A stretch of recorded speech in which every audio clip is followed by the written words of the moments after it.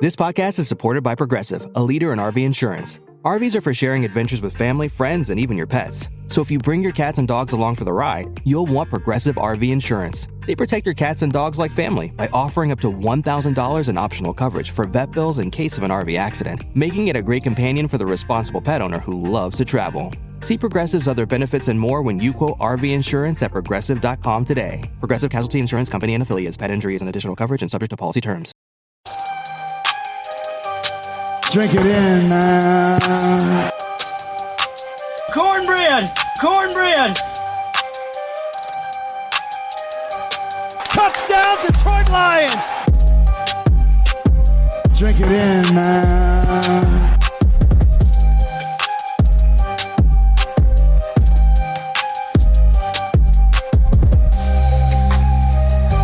Cornbread! Cornbread! Touchdown, Detroit Lions! Drink it in, man.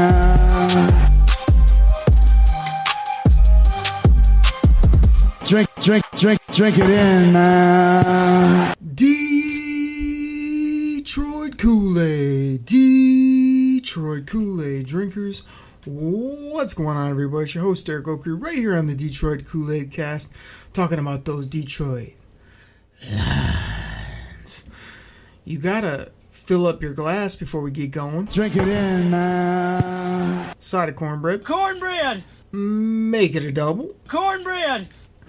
I literally am gonna go Oakley style here. Chops has actually been on the show multiple weeks in a row. I know it's surprising. He's offered to do Koolaid packets solo to give me a half of a break, get away, do some other things. Right now, he's probably traveling, coaching hockey, running around with his wonderful children, cutting deals, or doing a bunch of boola, you know, one of, if not maybe all the above. I don't know what's going on, but I'm gonna go Oakley style, which is literally just like rapid fire takes, opinions, thoughts. I got a couple bullet points written down. We'll try to get some gimmickatry drops in. We'll try to have some takes, some entertainment, but mostly talk football because we've got fake football going on, which is preseason. Not a ton to talk about there, but before you know it, I think I heard today, like, is it 23? 28 days? Something crazy? I think college is like 18, 19 days away, something like that. Oh, number 19 from Michigan, by the way, Bryce Underwood. What a freaking stud.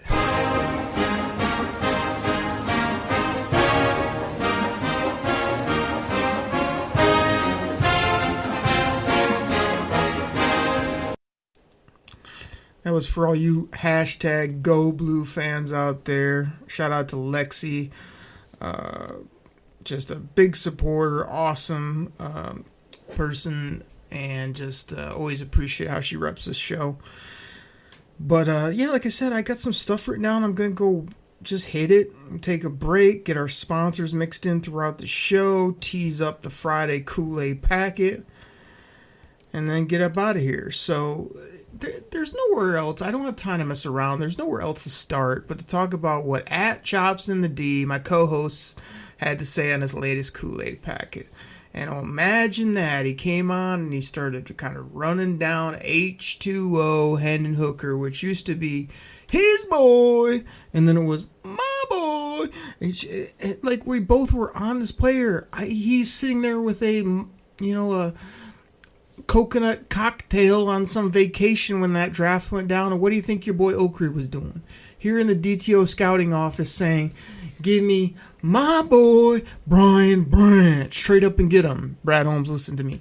Then in the third round, I'm saying this looks like tremendous value to get Hendon Hooker here, store him. I was hoping they could maybe use him as leverage against Jared Goff when he was trying to get, I don't know, $55, $60 million, whatever he makes these days, which is absolutely buco bucks and crazy.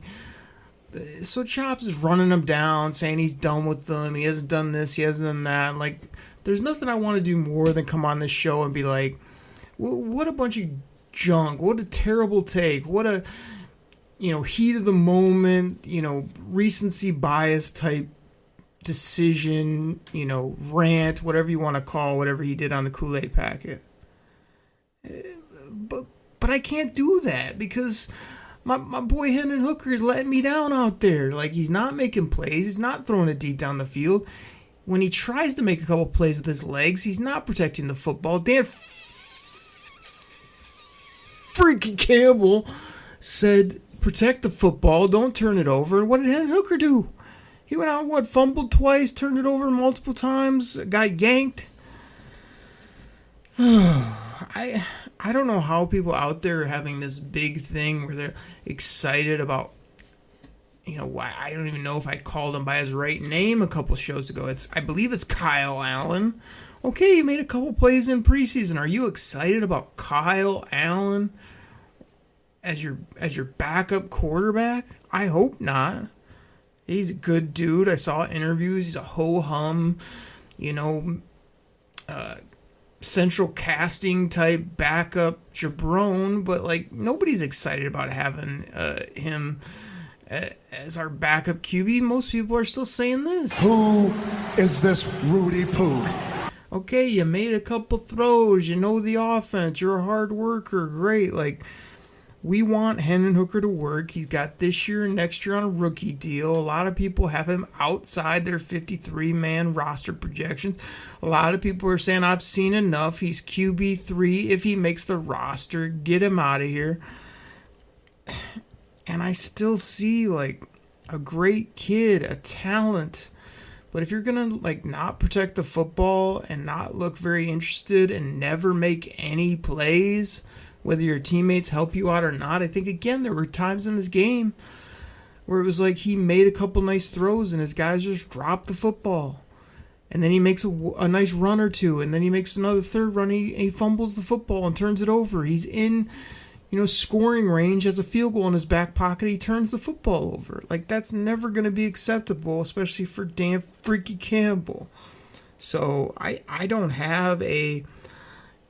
choppy, you don't know what you're talking about, you're jumping the gun, just give him more time, he looked good, he did this, he did that. There's not enough. There's not enough on tape. There's not enough being done. But I'm also not quitting on him because I don't love Kyle Allen. People, go get Carson Wentz, that'll be tremendous, he's a former MVP. Really? Is that what we're doing now? We're scraping by trying to get these washed up has-beens or a guy that you liked in the draft 8 years ago and think he's going to be some savior. Jared Goff needs to play all the games like he has been. Jared Goff has proven to be one of those players that seems to know how to protect himself and stay on the football field. Great. Yes, do we need more than a clipboard holder, a Gatorade distributor as our backup quarterback? Yes, we need a guy that can manage a football game. Maybe get us in a win or two, even if it's not a easy dub for Lions. But can you win us a game when we need you to win one? If we need you to come in for a few snaps. But they didn't even trust Hendon Hooker. They went and got Teddy Bridgewater. They were heading into the playoffs. They were just trying to protect themselves. Hendon Hooker got pulled in a preseason game, didn't even get an extra chance to show if or what or maybe he could do, and that and what Dan Campbell says at the podium is the biggest indictment. Dan Campbell talking about Allen, it was tremendous, it was outstanding, didn't even mention Hendon Hooker's performance, didn't even give him any credit whatsoever. Kind of like when they asked him about Roderick Martin, and he said, I saw a flicker or two a week ago. That's not a ringing endorsement from your head coach. So I think Dan Campbell's about done with Hendon Hooker. I'm not done because I think he's more talented and has better upside than a backup quarterback from what the Cincinnati Bengals has bounced around the league, but he's not helping himself with how he's playing, how he's acting, giving himself 0 grades in the post game. it's not trending in a good direction. Let's put it that way. So there's that. The other thing is like Chops is just like everyone else out there, going on and on and on about like what our rookies are doing. Look at our rookies. Oh, Isaac TeSlaa. Like, do I like what this kid's doing on the football field, number 18? Yes. Do I think he looks the part, is big, physical, and will block you, as well as look smooth catching the ball and high pointing it on people and mossing fools for touchdowns? Yes. Do I think he has some of the best hair in the National Football League? Yes. Do I think this guy is a great hometown story? Yes. But all of you people out there that have this guy as dead nuts, WR3, he's going to do this, he's a problem, the NFL's not ready.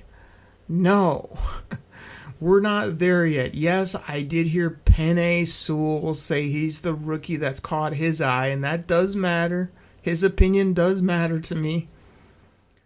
But the hyperbole, the what he's going to do, what he's already done, where he's climbing the depth chart, like, calm down. Slow the freak down. This guy has a lot of things trending in the right direction, unlike Hendon Hooker, who has everything trending in the wrong direction. But I'm not throwing Hendon Hooker out with the, the waist bin on Thursday mornings, and I'm also not putting Isaac TeSlaa in the Hall of Fame. I'm not penciling him in as WR3. He's probably WR5 still for me. Until he starts making plays when they actually count. He seems to have a tremendous head on his shoulders. He seems way too confident for where he did, what he did in college, where he was picked, and what I expect of him from day one. He's like talking like he's already, got the league figured out. He's doing this, he's doing that. He can't wait to be with the ones. He's gonna I'd be shocked if he comes in and just sort of starts putting up numbers in game 1, game 2, game 3, and everyone's like, man, TeSlaa, did you see him? 75 and a touchdown.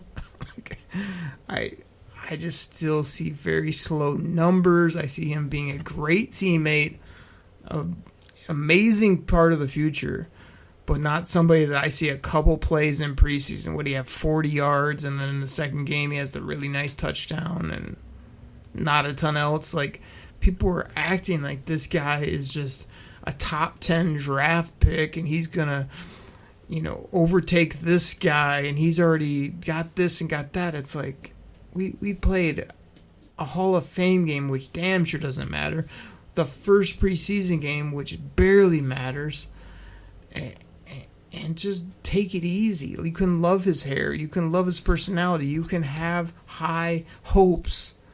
But don't put crazy high expectations on this guy way before he actually does anything, or based on a glimmer or two that you see. That's what Lions fans do. Yes, I named this show the Detroit Koolaid Cast because every year I wanted the Lions to win, to be great. Hey, this rookie's going to do this. We're going to do that. Drink it in, everybody. Drink it in, man. Double-sided cornbread, hot out the oven with extra Lions butter. Cornbread! This is what I do. This is what I've done for, 8 years on this show. But as I gain wisdom, and as I see Lions fans year after year see a couple glimmers from a 3rd, 4th, 5th round pick, and they start telling you what he's going to do. He's pencil him in as a starter. Oh, he's going to do this. He's going to have 80 catches. He's going to score 7, 8 touchdowns. Like, yes, that's very Kool-Aid worthy, but it's also annoying because it's really not real yet. We can all hope and get excited if it does happen when it actually matters. But not after 3 catches and the fact that he looks good in the jersey and he has immaculate hair. So there's that. Let me give a real quick shout out to my guy Big T in Nebraska.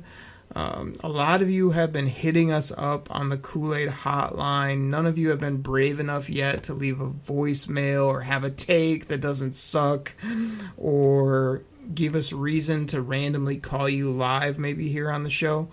But Big T shouted us out, new listener, gave himself a nickname, a handle, which I appreciate. Says he loves the show, he reps the show, he checks out the show, he's sharing the show, and you the man, Big T. So get in there with the text, and eventually if you want to call, you want to leave a voicemail that makes us laugh, you could become even a bigger legend here on the show. Appreciate you. And there's just not enough time to shout out all the regulars that have been hitting me up. They're in all my fantasy leagues, but I do that from time to time. Let me talk about, let's see, what else do I got here? What is going on with the Lions injury bug? I freaking swear. This is a team that's built on grit, toughness, physicality. They don't make excuses. Except last year when all the players intimated and every fan said, but what if we didn't have so many injuries? What if we would have been healthy? Why is everyone hurt? Look at how many people we have on IR.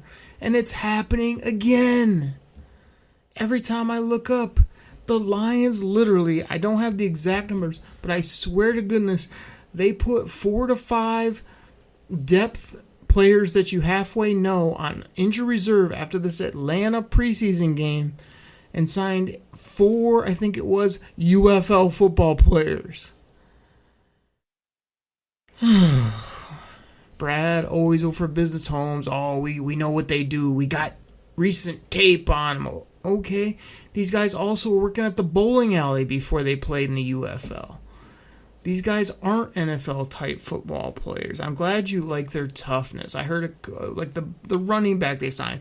Oh, he's a Lions fan. He's from here. You can't wait to put the jersey on. That's all tremendous. Can you play? And why are all these other guys breaking their arm, hurt my leg, out for the year, done? We haven't even barely had a few practices and a couple preseason games, and we're already stacking up fools on the IR. We got guys retiring. We probably have 5 guys that would have at least somewhat made a dent on the roster that are already done-ski. Ay, ay, ay. You gotta be kidding me. I mean, this continues. I mean, it's just absolutely driving me up the wall, I gotta say. That drives me freaking bonkers. Exactly. I want to tease the Friday Koolaid packet because I think I want to do what other NFL-type free agents might still be out there, and then also give you those roster bubble guys, maybe some 53-man projection type vibe on the Friday packet. But when I'm looking at some things right now, like some surprise cuts that we can even just think about or throw out there and see what sticks, like, is Sione Vaki going to make this roster? Dude's been hurt, never made a play. I was even surprised when they had to have him in the 4th round, and then you get all excited. Oh, his mentality. Oh, he's going to be on kicks. He's a gadget player. He can catch. He can run. If you need him, he'll play defense. He's safety, linebacker. He'll blitz. And I've seen nothing from him. Like, I keep waiting going, oh, there was a half a glimmer in preseason. Maybe we got something. Oh, now he's hurt again. Oh, hey, I heard a camp report. Sione Vaki is doing some things. Out. See him in the games. Nothing except running down as a gunner on kicks. Like, I have no idea what we have there. Like, I think you do have to love his toughness and mentality, but if you can't do anything else other than that, like, I don't know that you can make this team. Dominic Lovett, again, everyone's favorite. We got him in the 7th. No one ever heard of him. Makes a couple plays in the Hall of Fame game. People writing him in. He's the kick returner. He's the punt returner. He's going to do this, going to do that. Hey, he's got some wiggle. He's got some shake. Like, is there room for Dominic Lovett on this roster? I mean, I kind of like him as a Raymond Khalif Raymond replacement, but can they fit him in now? Like, I've heard nothing good, nothing about Broderick Martin. And when I say nothing good, I mean like nothing good. Ever. Like, since they took this guy. They had to have Broderick Martin. Oh, he's so big. We see something in him. He's going to do this. We'll give up, what they give up, like 3 draft picks to get Broderick Martin? Oh, he's pushing a trailer in his backyard. This guy's going to be the best. I like his size because I like guys. You can't find many humans that are big, can move, and can push people around. So I like that. But I don't like the fact, and I'm not trying to do an anti-Kool-Aid packet show. I know some of you guys are going to beat me up because I'm half ranting throughout this first segment. But it's like, what has Broderick Martin done? What have you heard that's been good? What flashes has he shown? This is a 3rd round pick. And not like, hey, we stuck and pick at the end of the 3rd round. We just thought this guy had to have him. We had to upset. You moved up with multiple resources. Like, I think it was 2 or 3 resources plus your pick in that round to get this player. And now I don't even know if he's going to make the team. This episode is brought to you by LifeLock. Between two-factor authentication, strong passwords, and a VPN, you try to be in control of how your info is protected. But many other places also have it, and they might not be as careful.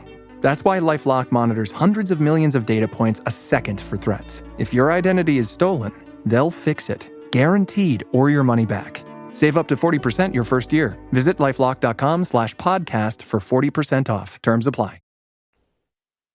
But upgrade, did you see him in Atlanta? Yeah, he had like 2 good pass rushes. Congratulations. I was excited to see him push the pocket, yet still not get to the quarterback. This guy could stuff the run, be a good teammate, be in shape, and be physical and nasty. I'd be happy. All right, I got multiple other bullets, takes, shout-outs. I'm going to take a quick break, get our great sponsors in here. Yes, I know I haven't got to all the crazy drops that we like to do on this show. It's a little hard when I'm going solo, but we'll try to get some more in, and just really appreciate you guys drinking the Kool-Aid, double-sided cornbread. Share the show, rep the show, retweet the shoe, hit me up on socials at Derek Okrie, the only way you can spell it, DerekOkrie. I'm coming back, and I swear I've got Lions. Whoop it up. Exciting things to talk about. I'll stop ranting and raving, but I want this team to be better, and it needs to start ASAP. Everybody, I'll be right back.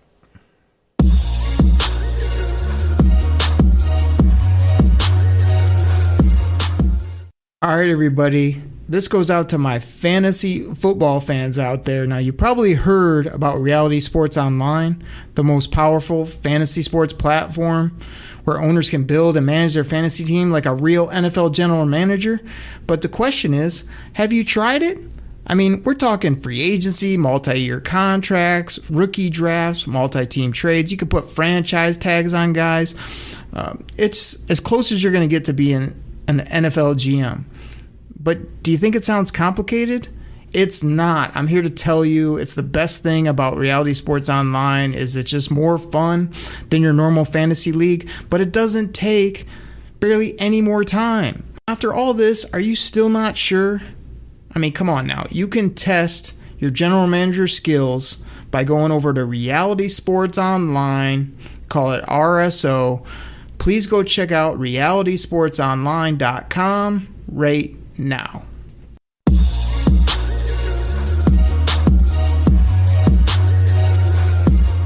Kool-Aid drinkers, we're back. Thank you so much for listening to the show. Thank you for putting up with at Chops and the D when he was coming on here doing things, I don't know, like this. Woo-wee!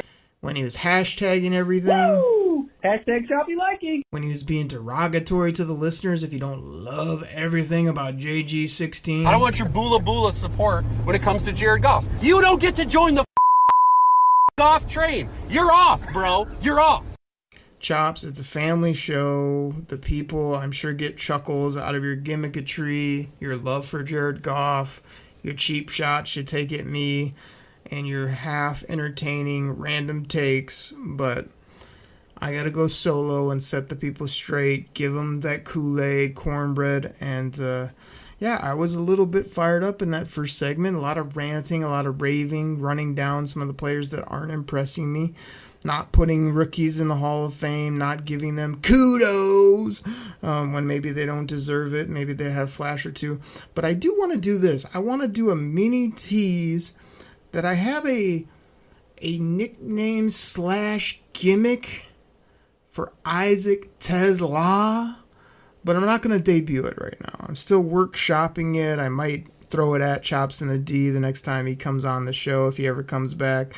I think it has some potential, but I don't know. I'm still working on it. I'm not set yet. Like, one thing that's got me going, or I guess got me excited, is that I feel like the Lions, John Morton, even Shep to some degree, like, I feel like they're showing absolutely nothing. Nothing in the preseason. They don't care about any of this stuff that we're getting all riled up about. They're like, are our guys healthy? I already told you in segment 1, not really. But I mean, they're studs. Are all their studs healthy and ready to go for week 1? Okay, that's what they care about. They don't want to show any of their schemes, any of their trickery, any of their aggressiveness that they're going to bring. So I think that's a good thing, that they understand the preseason is absolutely worthless. I get all fired up when I'm like, oh, Thursday there's some games. Oh, the Lions play Saturday at 1. And then it's like, it's just not football. It's not NFL football. It's some makeshift, hey, you're going to watch just because. And yes, it's cool to see some of the depths and the rookies and the guys in the jerseys. But it's just like, we got to get to games that count when you can see the, multi-dimensional, positionless. Wait for it. Elite weapon. Jahmyr Gibbs. You can see D-Mo for multiple quarters. Faux show. You know? Like, you can have all the Laporta supporters out there. You can see number 14 doing his thing. You know who he is, right? Amon-Ra. Very majestic. Very, just shouting it to the heavens. Amon-Ra. Thanks, Stash. So Stash has come out of the woodwork. I think he was at this ATL game. He's telling me how bad Hendon Hooker is. He's taking pictures from his seats. He's running down what the Lions aren't doing well. I'm like, are you Stash from the ATL or Stash that roots for the ATL? I can't tell. But he was enjoying himself. And Stash is at least more locked in. He's listening to the show. He's repping the show. He's sharing the show. He's hitting me up on socials. He's joining fantasy leagues. He's in the 2025 Stick and Pick league that I just set up on Sleeper, which is just, these aren't point spreads. Pick winners. Pick the freaking winners. Me and Trevor Trevor went win for win last year. We blew away the field, and we freaking tied on the last game of the year with like something crazy, like 91-20 or something, some crazy record, which was unbelievable. I'm usually not that good at picking NFL games because they're so damn random, but I was feeling myself last year, just racking up dubs, and I was pissed that I had to share the championship in the Pick'em League with Trevor Trevor over there. But you can get in that league. If you're not in there, I didn't send you an invite, hit me up. It's an easy one to do. You don't have to like set your lineups. It's just pick the winners, see where you finish, and just don't be that bumski that does well and then forgets in week 8 to put your picks in and then ends up losing. Let me hit on a couple news items here. And Brad, always Open for Business Homes, did an interview with some dude from ESPN. So did Johnny Moe, as well as Penny Sewell. And the big takeaway that I'm hearing people say from the Brad Holmes interview is that his biggest draft regret was not taking Puka Nacua from BYU. Now, Brad Holmes is obviously a listener to this show. He definitely keeps, me on a low-key burner follow on the Twitterverse, the X Machine, because I've told him to draft multiple players. He's done so. I've asked him to get free agents. He went out and did that. He must have been asleep when I did multiple podcasts about Puka Nacua from BYU. Puka Nacua, Debo Samuel type. Puka Nacua is gonna be a stud. And I had a good fantasy guy on Jeff on the Twitterverse who was throwing out how is Puka gonna do in fantasy, over under 5 touchdowns. I think Puka Nacua is set up for such a tremendous year this year. Like, the only concern I have is all this back and forth with Matty Statty, Patty Statty's backy. Oh, he's hurt. Oh, he's going to be back. No, he's not. If he's good to go and Devontae's good to go and they have somewhat of a run game with Blake Corum and Kyron Williams, like, Puka Nacua is going to be like a top 5 to 8 receiver in all of football. He's going to have like 1,200 plus yards and near double-digit touchdowns. And Jeff was kind of like, well, what gives you that? He's never done this. He's never done that. He's had, like, nagging injuries. But when you look at this guy, man, he's got the size. He's smart. He put up crazy numbers as rookie. Had a couple dips here. So it's like a perfect time for him to ball out, hit his ceiling, and be that fantasy football winner from the wide receiver position that a lot of people can get, early second round, mid-second round, maybe even later than that in some of your leagues. So I've always thought this guy's a great player. He's been pretty damn good, and I don't even think he's barely hit his ceiling yet. So, like, when Brad Holmes says that, is he looking back now and saying, why didn't I see that? Or was he like the 5 or 6 guys that he writes on the note card that he always takes every year that all end up being studs, but was Puka on the note card and he just didn't pull the trigger for whatever reason? I don't know what he's insinuating. If he just missed on the player, did he have him circled, double highlighter, multiple underlines, circled in red pen, and he just didn't go get him? I don't know, but it's very easy now to say, oh, I should have known about Puka. Oh, I told you, Okri, I would have drafted him. No, you wouldn't have, because nobody's got the wax like I do. You can go back in the DKC archives and hear me talk for 20 minutes about a player you never heard about that ended up being a stud as a rookie and is a hell of a football player. So I don't know that Puka Nacua to the Lions is some game changer. Oh, we would have beat San Francisco. We would have been in the Super Bowl. Like, you can't really play those games. Obviously, he'd be a nice piece. Him and Saint, inside, outside, all that type of stuff. But I really don't think that's as big of a miss. Lions had a couple times to draft him. NFL teams, what did he go, like, in the 5th? Somewhere like that. Like, lots of teams passed on this guy. So, there's that. I can't believe it's already, like, 20, 30 plus minutes in the show, and I haven't mentioned this. The Miami Dolphins are coming to 222 Migers Drive over there in Allen Park, the Lions headquarters, for joint practices. And normally, like, over the last couple of years, the Patriots are coming in. Oh, we've got the Giants. Usually it's one team you're half interested in, another one that's some bumsky team that's just coming in that you're going to beat up on or whatever. And I don't know what to think of the Dolphins. Like, they're a weird team. They seem very, very wimpy.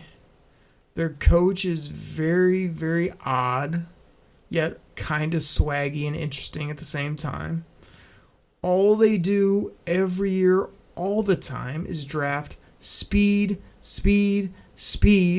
whether at running back, wide receiver, slight outside edge rushers, linebackers, corners. Like, they finally got their head out of their earth and got, like, Kenneth Grant, a big body that can move people. They've invested a bit in the O-line. Their quarterback is deadly accurate, as well as like puts up crazy numbers, except when he doesn't, when he has one of his dozen plus concussions, or the one time he thinks he's going to be a tough guy and run up the middle and he just gets smacked. But they can spread you out in the pass game. They can slice and dice you with speed at the running back position. They do some crazy things on offense. So, like, I'm really interested to see if the Lions just absolutely take it to the Dolphins and beat the piss out of them in these joint practices, or if the Lions look lost a little bit on, like, unorganized on defense, or miss a gap, and then Devon Achane or Jalen Wright or Tyreek Hill or one of their other speedsters just housing us day after day. I have no idea what to expect. I want to tell you and think that we're going to be tougher than them, physical, more disciplined, more gritty, more grimy. But the Dolphins are a type of team, if they're on their game where they can spread you, they could throw it to us dotting fools, like they can make you look pretty silly, both in regular games and I'm sure in practice as well. So these are going to be very interesting joint practices in my opinion, and I can't wait to hear all the reports, things coming out. What did I hear today? Out of nowhere, I heard my guy, the Doc Macaroon from Detroit Sports Podcast. You guys know him, Sports Illustrated, Detroit Lions on Sports Illustrated, the managing editor-in-chief, the guy that goes on YouTube every day for an hour and a half and just talks his butt off and has a bunch of fun, has takes, opinions, entertaining. He said, can we get this race between J-Mo and Tyreek? Can I ask Dan freaking Campbell, can we make this happen? Can we get this going on socials? And like, it's fun to talk about, it's fun to think about, but he had it right, where like Tyreek will say, let's do this now. J-Mo will get all fired up and be all fun. And the minute they get to the starting line and get all ready to go, you know, Tyreek Hill would back out or say, oh, I don't want to pull my hamstring, or like, I'm not ready, we'll do it another time. So it isn't going to happen, but that would be fun. It's crazy too. Like, other than the race, like, I think these are the two fastest players in football that'll be on the field for those of you that will be there watching these joint practices. So that will be fun to watch. Get your popcorn ready there. What else I got? I'm going to kind of finish out this show. Again, I've been slacking a little bit on the drops. So I'll give you a couple classics here. So, like, they asked Penei Sewell in those ESPN interviews, like, who's your, if you had to name one badass, who would it be? And he was like, oh, I know one. I'll tell you one. Unleash Hutch. He didn't have the music at the time, but if he did, he would have played this. Penei Sewell didn't even need to go to Dan freaking Campbell and say, is this dude a badass or what? Because he already knows that Dan Campbell's ready to unleash him as well. Unleash Hutch. I'm ready to unleash Hutch. So having Penei say that Hutch is his badass was awesome, talking about how they go at it, they make each other better, all that was tremendous to hear. Kind of like, duh, no doubt. I mean, things like that. I mean, I think we even have drops for that on the show. Let's see if I can find the classic drop. I mean, I guess Penei, when he's getting, him and Hutch are getting after, they say this a lot, probably. Step your game up. But like when Penei says that Hutch is his badass, and Hutch is like, you know who's a badass? Penei Sewell. It's like, duh. It's like, duh. I mean, it's like, we know, duh. It's like, duh. I mean, if they didn't say that, we'd probably say, what the hell are you doing? What the hell are you doing? So, I mean, that was good to hear. Let me ask you this. So this has been a crazy week with media rights. You guys all know that me, along with the people, and the people consist of the millions.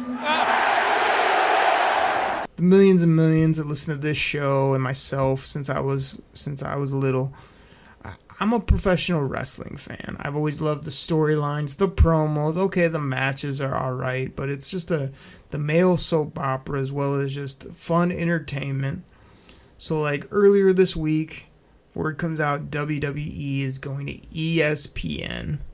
You're going to be able to watch their premium live events on ESPN, on this new streaming ESPN platform, of course, that they're debuting here in a little bit for like billions and billions of dollars, right? It's craziness. Then like later in the week, it comes out of nowhere that the UFC is going to Paramount Plus, which at first I was like, huh? I was like, Paramount Plus? Nope. It's just like very underwhelming. I was like, it just like weirded me out. I didn't know what to think about it. I was like, man, that at first sounded terrible. That's terrible. But then the more I thought about it, I was like, I really don't care what platform they're on. The biggest thing with UFC for me has been like, I'm not paying $80 unless it's the greatest fight. I gotta see it, watch it with my buddies, have people over. We all split up pizza, brewskis, Kool-Aid, cornbread, and watch it and have a good old time, right? Not like sitting down every other Saturday, plopping down $80 to watch UFC. So as much as I don't like Paramount Plus as a platform, kind of in general, it's like, what else do they have that I would ever watch? Nothing. But when they get UFC in 2026, it's like, I'm more than happy to pay $7 to $12 a month to get every UFC pay-per-view, good, bad, and otherwise. Hell yeah. So those were two like good sports, entertainment, wrestling, UFC type announcements, but like everything's going to streaming, right? So I'm getting back to the lines here. I'm just taking the long way. I'm here to ask all of you out there, is it going to come to a day where NFL is not only like strictly on some of these streaming services or you got to pay to watch your favorite team? Are we going to get to the point where everyone's saying pay-per-view is dead? Except until the NFL says, you want to watch the Detroit Lions? $15, $20 per game to even watch it on TV. Or more. Like, people would do it. I would have to do it. I'm not going to like say I'm going to be happy at all, but like I'm not going to quit my team because I now have to pay to watch. And these streaming services, yes, it's a little bit of an inconvenience or it's getting used to, but like $10, $12, 15, even $20 a month to get your favorite team or pay-per-views or exclusive content is totally fine with me. So I know everybody's getting upset. Oh, what if they put the Super Bowl on pay-per-view for $100? Would you buy? Of course you're pretty much going to buy, whether it's you, friends. You're not going to sit there and be in the dark of the Super Bowl, especially if your favorite team is in it, to save 100 bone skis. Yes, I know we all have different budgets, financial situations, but you'd find a way. Just like everybody finds a way that says they have no money and then goes spends, $9.82 on a coffee. Or says, oh man, I'm really pinching pennies. I really can't do anything. And you look at them every day. They go out to lunch and spend, $38 for some lunch that they could have had at their desk for $0. Stupid stuff like that, right? Or like, just having your kids in every sport under the sun, or spending money on merch, or buying, or whatever people do. That's what you spend your money on. That's what you save your money for. Are the things you like. If you're a hunter, you spend a bunch of money on hunting. Me, my hunting budget's $0. A lot of other things I spend $0 on. There are things I like and that I do, and I save for those things and make sure that I can pay for them. So I'm not worried if this stuff goes to full streaming, half streaming. I got to have a few streaming services. Like, if it's what I like, whether it be pro wrestling, UFC, football, NFL football, college, NBA, National Hockey League, whatever it is, I'm going to find a way because I'm a huge sports fan. But everybody's really worried, and these big deals that came out this week got me thinking, like, is it going to get to that? The last thing I want to end this flagship show on is it just me, or does the Detroit defense seem to be better than, or seem to be balling in training camp, or seem to be dominating the Lions offense?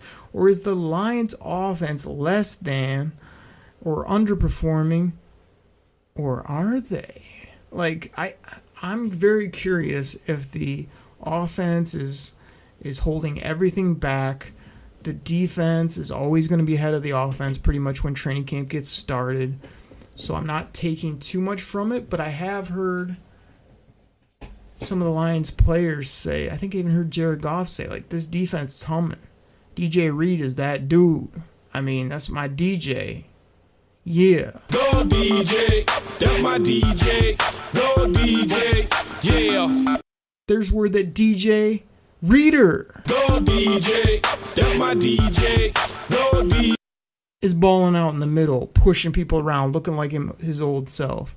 Hutch is unblockable. Kerbo, BB. Everyone loves Terrion Arnold. They've already fitting him for a gold jacket from what I've heard. Still can't figure out a good nickname for him. Still don't see him out on the football field or making plays on the ball. But I love the personality and the player. Will this defense be exponentially better with a brand new first time ever DC? I don't know. I know that's not a take, but I'd have to hashtag it with TBD if you ask me. But we'll see. I hope we play well. But man, can this defense... I think I heard somebody randomly throw out, are the Lions a top 10 defense in all of football? One of these streamers, media, maybe the 97 one that take. I was like, huh? Top 5? If we're in like the top 15 or 20, I'll probably be happy. Based on what I've seen, where we can't cover a coffee table, we're always injured, we can't get after the quarterback, can't turn the football over, things like that. So if we're like in the top 15 to 12, that, and our offense is anywhere close to what it was, like, we're ripping off Dubskis, we're winning the division, we're going to the Super Bowl. But I think there's going to be some trials and tribulations on defense, even if our talent is better. And then on offense, like, we've been so damn good, could we take a step back? I could see that. But could it be in a way that we're even on both sides of the ball? Could we be showing nothing and making people fall asleep? Like, I heard the Lions offense really hasn't been doing much, and we don't hear much buzz in training camp, and I guess their defense is better, but the Lions never really have a great defense, so they're probably going to take a step back. They're in a tough division. And then do the Lions just come out and start smashing fools from week 1 to week, 17, 18? Do they rip off like anywhere from 12 to 15 dubs? I would absolutely love it if people just slept on us and we just came and started slapping fools around. So that's what I'm hoping for. So you hear all these things, the D's better, the O's not so good. Oh, the O's great, the D might be slipping. I'd say take all that with a grain of salt. But instead of a grain of salt, I recommend this. Drink it in, man. With this. Cornbread. Everybody, that's a rapid fire show. Friday Kool-Aid Packet. I think I'm going solo again.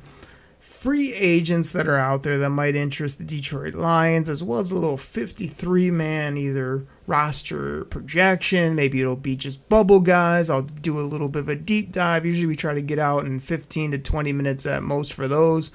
The flagship here, I think I went my normal 45 plus. And then back again on Monday for another one of those Kool-Aid packets. Everybody, that's what I got. And I'll catch you next time right here on the Detroit Koolaid Cast. Take care, everybody. I'm out. Did this big jabroni say, Touchdown, Detroit Lions! well, let me tell you something, brother. Touchdown, Detroit Lions! I love the Lions. Say it with me. I love the Lions. And that's the bottom line, because Stone Cold said so. Pack the bag, start the plane. This game is over. It is over. What a comeback by the Lions. Drink it in, man.